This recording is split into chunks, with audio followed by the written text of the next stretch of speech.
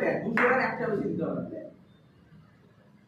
তার মানে তোমার সাকসেসের জন্য একটা ফিক্সড জায়গা আছে, ফিক্সড, এর বেশি ভাই তোমাকে যেতে হবে না। অন্য জায়গায় সারা জীবন কাজ করো, সব সময় কাজ করো, সব সময় করো, আরো বেশি করো।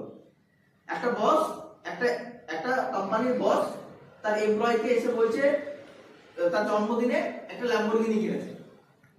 ল্যাম্বরগিনি কিনে আনার পরে হঠাৎ করে অফিসের সামনে এসে সব এমপ্লয়ি ঘিরে দাঁড়িয়েছে, যে স্যারের সবাই সেলফি টেলফি তুলছে। তো সবাইকে বলছে যে আপনারা ভালো করে কাজ করেছেন বলে আমি এটা পেয়েছি, আপনারা আরো ভালো করে কাজ করুন, আপনারা আরো মজা করে কাজ করুন, আপনারা আরো ডেডিকেশন লাগান যাতে পরের বছরের থেকে দামি গাড়ি কিনতে পারেন।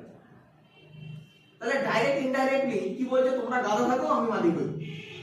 সেম ইউটিউবাররা করছে। এইভাবেই আপনি পাশে থাকবেন।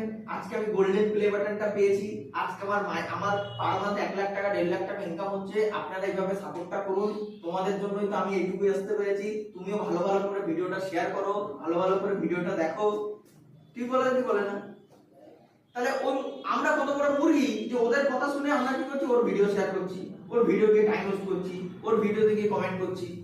আর ও কি করছে, বড় বাড়ি বানাচ্ছে। আর আমরা কি করছি, সোশ্যাল মিডিয়া করে হেভি কিছু হয় না। তোমার মতো আমার মতো পাঠা মারলে ওদের ভিডিও দেখে ওদেরকে কোটিপতি বানাচ্ছে।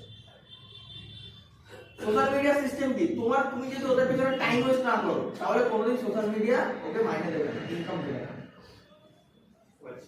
ওয়াচ টাইম দিতে হবে, সাবস্ক্রিপশন বাড়াতে হবে, অ্যাড প্রমোশন করতে হবে।